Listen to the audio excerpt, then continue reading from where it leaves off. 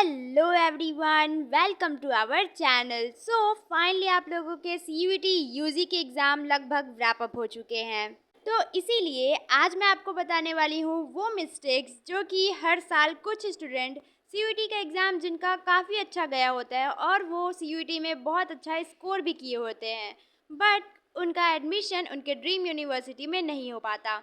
और मैं चाहती हूँ कि आप वो मिस्टेक बिल्कुल भी ना करें, तो वीडियो को एंड तक ज़रूर देखना। वीडियो स्टार्ट करने से पहले बता दूं, अगर आप लोग मेरे बारे में नहीं जानते तो मैं हूं बनारस हिंदू यूनिवर्सिटी की बीएससी कंप्यूटर साइंस की स्टूडेंट। और मैंने भी लास्ट ईयर मींस 2025 में सीयूईटी यूजी का एग्ज़ाम क्रैक किया और उसके बाद अपने ड्रीम यूनिवर्सिटी में एडमिशन लिया है। सबसे पहले बात करते हैं इमीडिएट स्टेप्स की। तो एग्ज़ाम ख़त्म होने के कुछ दिनों के अंदर ही एनटीए रिलीज़ करेगी आपका प्रोविज़नल आंसर की और रिस्पॉन्स सीट। रिस्पॉन्स सीट में आपको दिखेगा कि आपने क्या आंसर मार्क किया था और आंसर सीट से आप उसको मैच कर सकते हो कि आपका कौन सा क्वेश्चन गलत है और कौन सा क्वेश्चन सही है। और हाँ, सीयूईटी का रिस्पॉन्स सीट और आंसर की को मैच कराना काफ़ी कॉम्प्लेक्स टास्क होता है, क्योंकि इसमें ईज़िली नहीं लिखा होता कि इसमें ऑप्शन बी आपने मार्क किया था और आंसर सी सही है, ऐसा नहीं लिखा होता। इसमें एक कोड होता है, हर एक क्वेश्चन का एक कोड होता है, 4 ऑप्शन के कोड वाइज ही लिखा रहेगा कि आपने कौन सा सेलेक्ट किया था और उसका कोड जाके आपको देखना होता है आंसर की से जाके। बट टेंशन ना लो, अगर आपको आंसर की मैच करने में प्रॉब्लम होगी तो मैं आपकी हेल्प कर दूंगी। क्वेश्चन मैच करते वक्त अगर आपको लगता है कि एनटीए का कोई आंसर गलत है तो आप उसको चैलेंज कर सकते हो क्वेश्चन फीस देकर। और इसके ठीक बाद आएगा आपका सीयूईटी स्कोर कार्ड, जिसमें आपका नॉर्मलाइज्ड स्कोर एन परसेंटाइल लिखा होगा। और सीयूईटी स्कोर कार्ड पे जो आपका सीयूईटी स्कोर होगा वही सबसे ज़्यादा मैटर करता है। जब आप यूनिवर्सिटी में एडमिशन लोगे तो आपको आपके सीयूईटी स्कोर से ही एडमिशन मिलता है। और उसके बाद जब आप यूनिवर्सिटी में कोई सब्जेक्ट कम्बिनेशन लेना चाहते हो तो उसके लिए भी आपका सीयूईटी स्कोर ही देखा जाएगा। इनफैक्ट आपका एडमिशन के 1-2 साल बाद तक भी आपका सीयूईटी स्कोर लोग पूछते रहते हैं।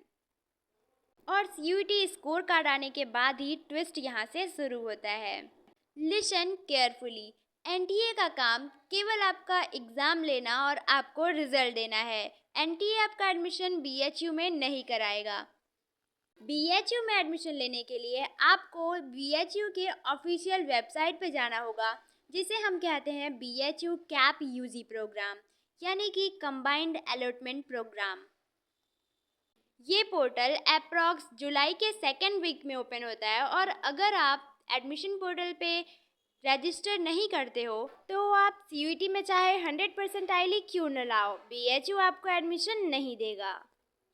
इस पोर्टल पे आपको स्टेप बाय स्टेप क्या करना है ध्यान से सुनो। First, new registration.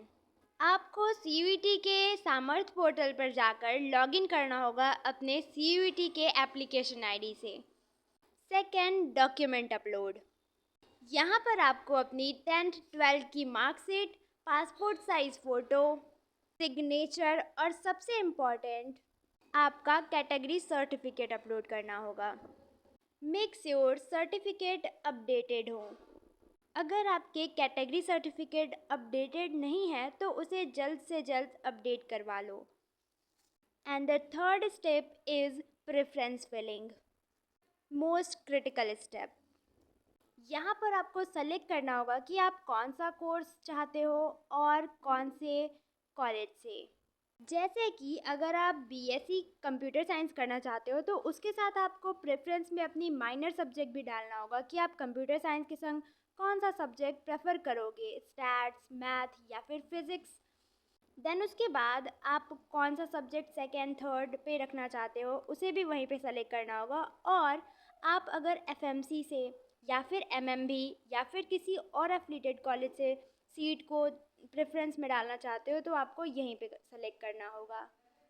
And the fourth and final step, आपको अपना प्रेफरेंस फॉर्म फिल करने के बाद काउंसलिंग रजिस्ट्रेशन फ़ीस सबमिट करना होगा, जिसके बाद ही आपका एप्लीकेशन सबमिट माना जाएगा।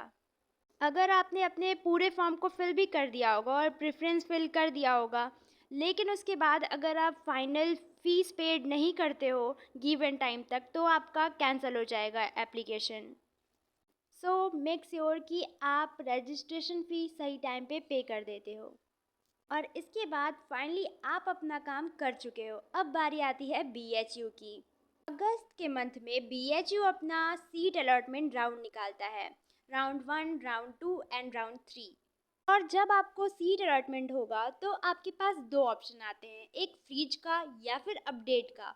अगर आपको कोई कोर्स पसंद है तो आप उस पर फ्रीज करोगे, लेकिन अगर आपको आपके प्रेफरेंस के अकॉर्डिंग नीचे की सीट मिली है और आप दूसरा कोर्स चाहते हो जो कि आपने प्रेफरेंस में ऊपर भरा हुआ है, तो उसके लिए आप अपडेट करोगे। लेकिन फ़ी पे तब भी करना है, चाहे आप अपडेट पे करो या फिर फ्रीज पे। और इस बारी जो मैं फ़ी पे करने की बात कर रही हूँ वो आपको आपके कोर्स का फ़ी पे करना है।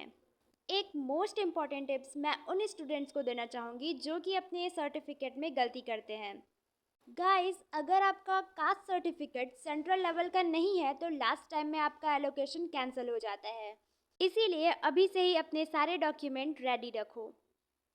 तो टेंशन बिल्कुल ना लो, एग्ज़ाम हो गया है, अब चिल करो।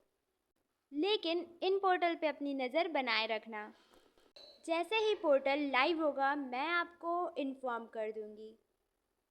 आपका एक्सपेक्टेड CUET स्कोर क्या बन रहा है और आप कौन सा कोर्स टारगेट कर रहे हो, कमेंट में बताओ।